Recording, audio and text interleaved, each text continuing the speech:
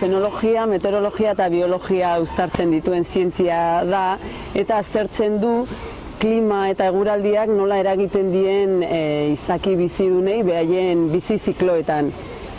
Orduan, zientzia behatzailea da, ezin du makina batek egin, ze naturan gertatzen diren aldaketak atzeman behar dira eta datak erregistratu.